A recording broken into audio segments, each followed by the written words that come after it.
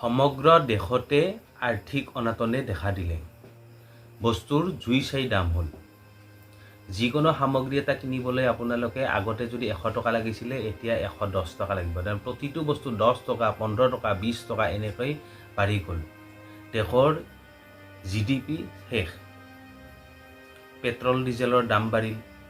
এইটো বাৰু আমি জানিলোঁ যে যুদ্ধৰ কাৰণে বাঢ়িল, কিন্তু অন্যান্য আমাৰ দেশত উৎপাদন হোৱা সামগ্ৰীৰ দাম বাঢ়িল। তাৰ মানে কি? দাম বঢ়াৰ এটাই অৰ্থ যে আমাৰ দেশৰ GDP বৰ্তমান একেবাৰে ধ্বংসপ্ৰাপ্ত, একেবাৰে শেষ, দেশ দেউলীয়া অৱস্থা হ'ল। ইয়াৰ মূল কাৰণটো হৈছে কি যে আমাৰ জমাতকৈ খৰচ বেছি। আপোনালোকে ফেমিলিৰ কথাই চিন্তা কৰক, যে যিটো ফেমিলিৰ মানে ইনকামতকৈ খৰচ বেছি হয় তেতিয়া কি হয়, মানে ধাৰ ধুপাৰ কৰিব লগা হয়। আৰু যদি কোনেও ধাৰ নিদিয়ে তেতিয়া কি কৰিব লগা হয়, বস্তু বিক্ৰী কৰিব লগা হয়। আৰু আমাৰ দেশতো বৰ্তমান সেই একে অৱস্থা হ'ল, য'ত নেকি আমাৰ ৰিজাৰ্ভ বেংকত জমা থকা সোণ বিক্ৰী কৰিব লগা হ'ল। চাওক দেশখন কি গতি হ'ল। আজি 75 বছৰৰ পিছত আমাৰ দেশৰ এনেকুৱা অৱস্থা আহিল, য'ত নেকি আমাৰ জমা থকা সোণ বিক্ৰী কৰিব লগা হ'ল। 1.14 লাখ কোটি টকাৰ সোণ বিক্ৰী কৰিলে আৰু এইখিনি টকাৰে 7.5 বিলিয়ন ডলাৰ কিনিলে।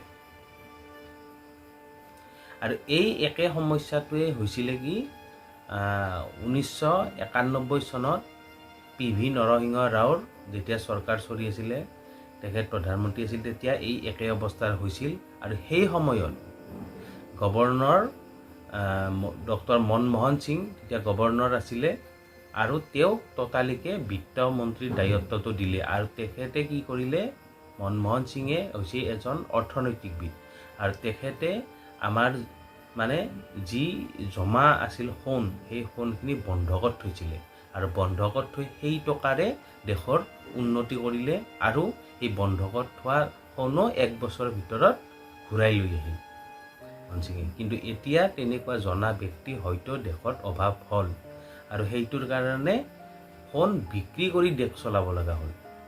অসমীয়াত এষাৰ কথা আছে যে ভিনীদেউৱে মাটি বিক্ৰী কৰিব পাৰে, কিন্তু বাইদেউ সুখত আছে। আমাৰো ঠিক তেনেকুৱাই অৱস্থা হৈছে। আমি খালি কি বিচাৰিছোঁ, মানে আমাক আঁচনি লাগে। দেশ যি হয় হ'ব, বেচে কিবা কৰে যি কৰে কৰি থাকক, আমাক আঁচনি দিলে বছ খেলা খতম, তেনেকুৱা হৈ আছে। কিন্তু পৰৱৰ্তী পৰ্যায়ত কি হয় নাজানো, হয়তো আমাৰ ভাৰতখন চাইনাতকৈও ওপৰত যাব পাৰে, সেইটো নাজানো। হ'লেতো ভালেই, আৰু যদি নহয়, এতিয়া সোণ বিক্ৰী কৰিছে, কিছুদিন পাছত যদি আকৌ মানে আৰু বেলেগ বিক্ৰী কৰিব লগা হয়, তেনেকৈ বিক্ৰী কৰি গৈ থাকিলে আমাৰ দেশৰ অৱস্থাটো একেবাৰে বেয়া হৈ যাব। মোৰ যিখিনি মনৰ ভাৱ সেইখিনি আপোনালোকৰ ওচৰত প্ৰকাশ কৰিলোঁ, আৰু ভিডিঅ'টো শেষলৈ চোৱাৰ বাবে সকলোকে ধন্যবাদ জনালোঁ।